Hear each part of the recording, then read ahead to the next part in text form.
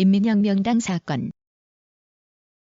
1960, 1970년대 중앙정보부가 국가 변란을 목적으로 북한의 지령을 받는 지하 조직을 결성했다고 발표하여 다수의 혁신계 인사와 언론인, 교수, 학생 등이 검거된 사건.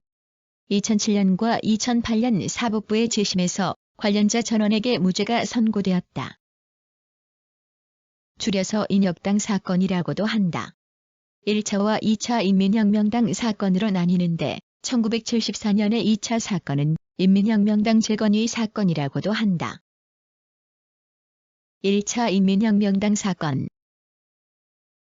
1961년 5.16 군사정변으로 정권을 잡은 박정희 전 대통령의 한일협정 체결에 반대하는 학생 시위가 거세지자 1964년 6월 비상계엄령을 선포하고 대대적인 검거령을 내렸다.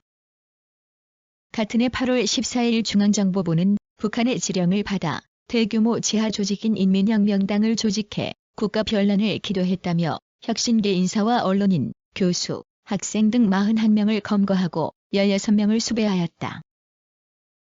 당시 중앙정보부는 인민혁명당은 대한민국을 전복하라는 북한의 노선에 따라 움직이는 반국가 단체로 각계각층의 인사들을 포섭, 당 조직을 확장하려다가 발각되어 체포된 것이라는 수사 결과를 발표했다. 사건 피의자들은 8월 17일 검찰에 송치되었고 서울지방검찰청 공안부에서 사건의 기소를 담당했다. 하지만 증거가 충분치 않을 뿐 아니라 중앙정보부의 조사 과정에서 고문과 가혹 행위로 사건의 실체가 과장되었다는 사실이 밝혀지면서 기소 과정에서 일선 검사들과 검찰 고위층 사이에 갈등이 빚어졌다. 이용훈 부장검사 등 담당 검사 4명이 모두 공소 유지 불가능을 이유로 기소를 거부했으며 그 가운데 3명은 사표를 내기도 하였다. 결국 서울고등검찰청에서 재조사가 이루어져 57명의 구속, 수배자 가운데 13명만 기소되었는데 적용 혐의도 반국가 단체 결성에 관한 국가보안법 위반에서 반국가 단체 찬양, 고무, 동조에 관한 반공법 4조 1항 위반으로 바뀌었다. 1965년 1월 20일 서울지방법원에서 1차 인민혁명당 사건의 1심 선고 공판이 열렸는데 13명 가운데 도혜종과 양춘우 2명만 징역 3년과 징역 2년을 선고받고 나머지 11명은 무죄를 선고받았다. 하지만 그해 5월 29일 서울고등법원에서 열린 2심 재판은 피고인 전원에게 유죄를 선고하여 도혜종과 양춘우 외에도 박현채를 비롯한 6명에게 징역 1년, 나머지에게 징역 1년의 집행유예 3년을 선고했다.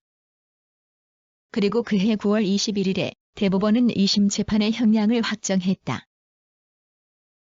2차 인민혁명당 사건.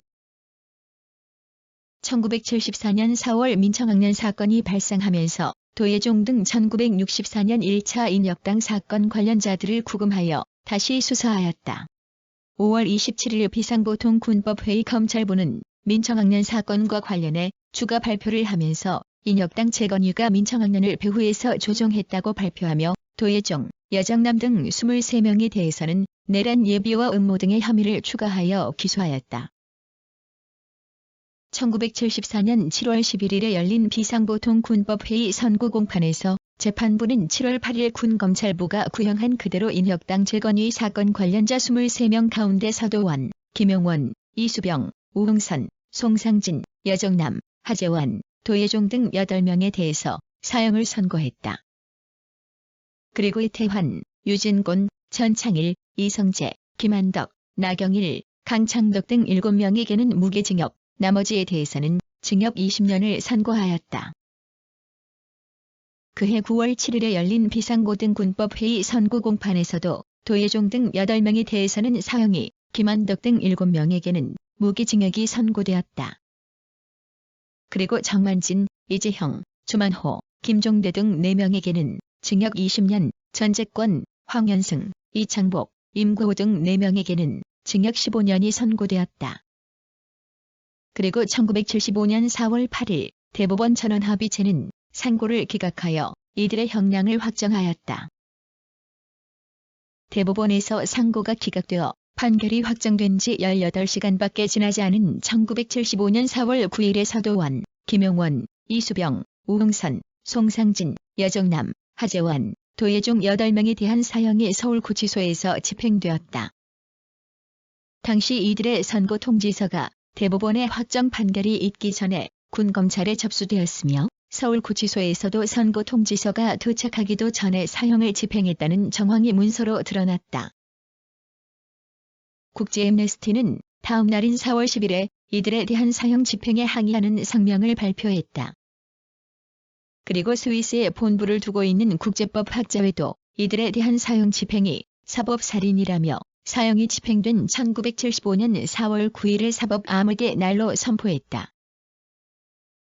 군사정권 시대의 국가의 폭력으로 발생한 의문사 사건들을 밝히기 위해 2000년 10월에 대통령 직속기구로 구성된 의문사 진상규명위원회는 이 사건에 대한 재조사에 착수해 2002년 9월 인혁당 사건이 고문에 의해 과장, 조작된 것이라고 밝혔다.